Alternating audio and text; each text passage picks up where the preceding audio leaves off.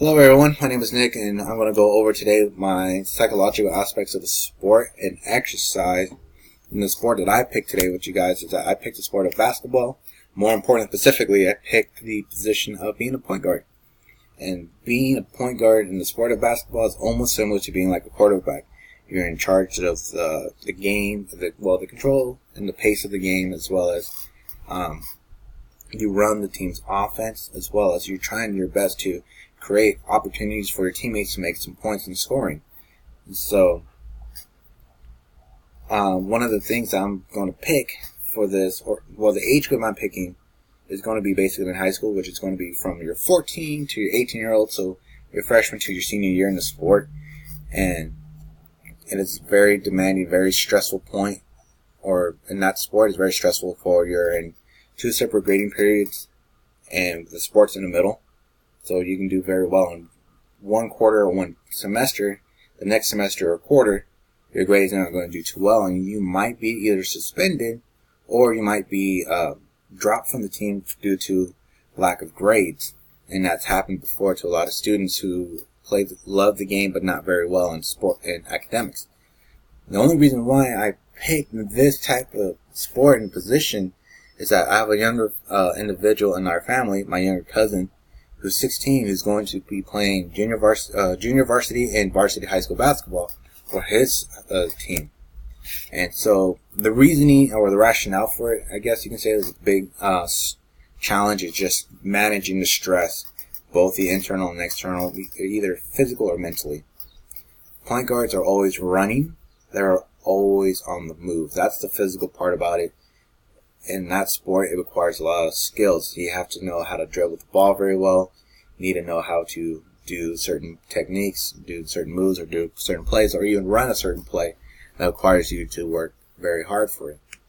And that's just the physical side of it. Mentally, you're going to lead that team more as opposed to the physical side of it. For mentally, you're focused. You have to have good communication skills with your team,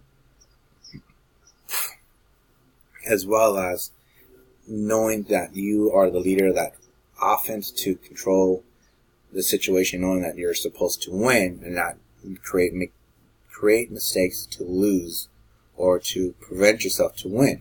There's a difference from losing from the team just being better versus you losing by making too many mistakes in that they capitalize. So that's the internal and external portions, or the physical versus the mental. The other part of it is just the external factors.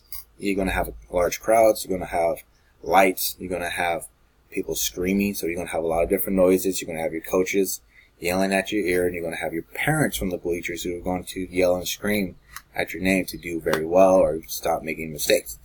The other pressure, which a lot of people forget, is that college scouts, in order to be, if you want to do well, you might get a scout or two, or maybe a dozen, who's watching you. And so that bar and expectation is up there. So that stress and pressure doesn't do well for some, and some will actually do very well when they're expected to do well. So one of the examples is a basketball player of Emmanuel Monde, or Mannix, was back in 2015, and he was a point guard from the Republic of Congo. And then for his drive and ambition, his goals, he was able to get out of a war-torn country in Congo and to be able to play basketball in the NBA. So it was a great experience to see that. So the motivations for him that he has to work on is just go to school, just get up and show to school, do his work, do the things he needs to do in order for him to keep playing the sport. Because if you don't have the good grades, he's not going to play the sport. As well as the sport itself, he needs to go hit the gym, spend his time with his teammates, as well as making sure he goes to the scrimmages, which is important. As well as socially, it's his friends, his teammates that make that motivation better, because he has a team to go to, and he knows that he has a leadership that they need him to be. So that motivation, that drive to be better is always important. So the internal parts for him intrinsically is like the growth in the sport, to get better with that sport, just the knowledge, the experience, and the people around him, as well as just the feeling of winning and just the pure enjoyment of the sport. The sport is such a fun game to play. The external part is, like I said, it's just winning just feels good. And then seeing that you did very well and you won is a great feeling. But if you played well and you lost, it's kind of like it evens out. So it's not as fun, but it is a benefit individually as opposed to the team. Now, and the family side of it, I'm going to go very quick and brief about it. Our family is very competitive. We've all played the sport of basketball, and we gotten together before multiple times, and we played the sport with him in it, and he did very well at points, and there's times that he did not do that very well. But that happens because our family is very in detail with the sport, where he learns that there are people who are better than him, or more importantly, just smarter in the game. So that's one of the things he learns, which is by, in this case, feedback. For him, he needs to have that feedback, and he needs to learn that what kind of mistakes he's making on the court, rather if he's being late to practice. So telling him don't be late to either of those, or to play better when he's practicing. The other thing is that to go to class to make sure that he's in class to do well, which is another feedback, to not have bad grades at all. The other thing is that he has to spend time with his friends or his teammates to build good chemistry, so that way his teammates can tell him what's going on the offensive side or the defensive side, so that way they get better as a unit.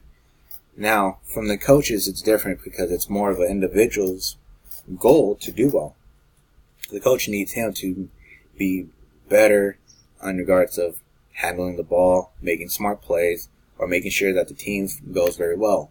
And so the family side of it is that we are a basketball family, and we love the sport, and we're always trying to help them as best as we can, either through positive feedback or sometimes criticism in regards of stop making bad mistakes.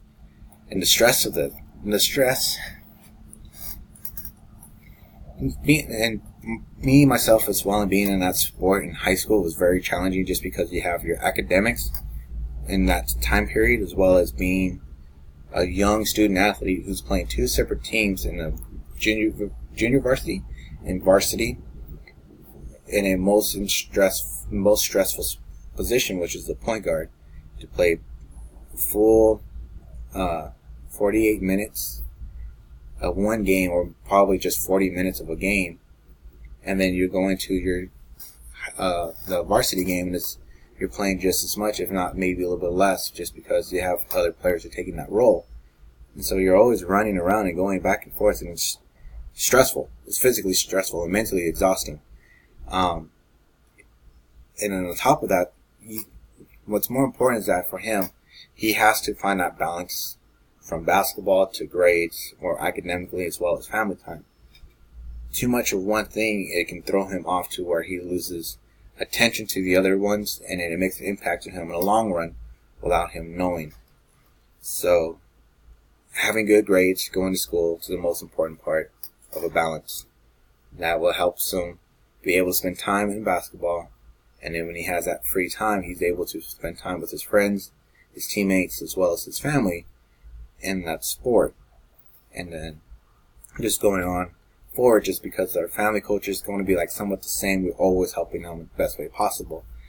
And on the school side, for his reinforcement, he have a lot of friends who would like to see him do very well, and always pushes him to drive to do better, both academically and also for him to keep playing the sport, because it's a fun sport, and good talent shouldn't go to waste. His teammates always helps him to do better as both as a teammate as well as an individual, to take this team to do very well, to help the team to get wins, as well as build a strong chemistry with each other, and to build a strong bond. And then at home, with him, positive reinforcement is we encourage him to keep playing the sport with his friends on his free time, so that way he's always improving his hand-eye coordination with the basketball, as well as making smart plays. And we're trying to reduce the negative feedback. We will give him some pointers, as opposed to, we don't try to criticize or down put him by yelling or punishing him from doing something ridiculous. So that's some of the things that we always try to do. His outcome goals, his goals for him being in basketball, it's a lot. Short term, it's just trying to play better on the offensive side. So going from shooting free throws, if he's 1 out of 2 and he makes only 5 out of 10, it's not good. So short term is to improve his scoring, but the long term is to make better quality shots and be more efficient versus making bad decisions or even just wasting time and then having to go back on the defensive side to correct your mistake, which has happened a lot to people, myself included. On the performance side is to increase his endurance. That's just a short term. And that's going to be just for him it's going to help him play longer in the game. So his cardio time is going to be either spending time on the treadmill or spending time on the stairs or even at the pool. Anything that's going to help him exert very aggressively in cardio, it's a good benefit for him. As well as training outdoors, maybe just playing more basketball, just getting used to playing all the time. For his long term, it's more in regards of his techniques that helps him. So having good cardio, he's able to do better in certain things or wants to work on, such as his vertical. He's able to touch the rim, but he's not able to put the ball through the hoop as he's trying to make that slam dunk or just a dunk. So that's the long term, is to have that endurance to be able to consistently do that. But it requires a lot of hard work on the body and it requires a lot of energy, but he doesn't have that, and that if he has a lack of endurance. And so for his process, short term, it's just working on hand to hand. He's left-handed dominant. And for me, I would like to see him working better with his right hand. Some people do better with both hands. They're both very ambidextrous, or some are just more able to just do everything with their left or their right. With him, we're trying to get him to both dribble the ball very well with his left and his right, as well as shooting the ball with his hand, with either hand. So depending on the situation, he's able to pull up and shoot with his right or pull up and shoot with his left. So short term is working on his hands for dribbling and shooting. Long term is to be able to shoot off his non-dominant hand. And that's a big key. A lot of players cannot do that. They can dribble with both hands but can't shoot with both, which is very, very common to see. So the conclusion with you guys that everything is possible, anything can happen. The population does see a lot of change. This target group, the point guard, sees a lot of change in regards of both physically, both mentally, internal, externally challenges and stresses that they get. So when they flourish and get everything they need from everything I just pointed out, they would do very well, and that is a beautiful thing to see. Versus those who don't get those feedbacks and get the support or get any of those feedbacks, you'll see a decline or a consistent stalemate of not improving. So that's always a negative thing to see. So one of the other things about it is that he still has a lot to learn and he's still growing. And so that's one of the bigger changes that's happening to him, is that he's still growing. And the other factors is that it's basically where he sees himself. He wants to play at a bigger school when he's done with high school. So that's a long-term goal that he can make it possible. And so he's setting a long-term goal, but he's not putting anything in his way to fail. And so he's staying on point right now. He's doing everything he needs, from having good grades to keep practicing and being with his team, to build a good relationship, and then being able to lead his team to doing well. So he's trying to get better with each step of the way. And so I do thank you guys for this time. You guys have a wonderful day. Okay?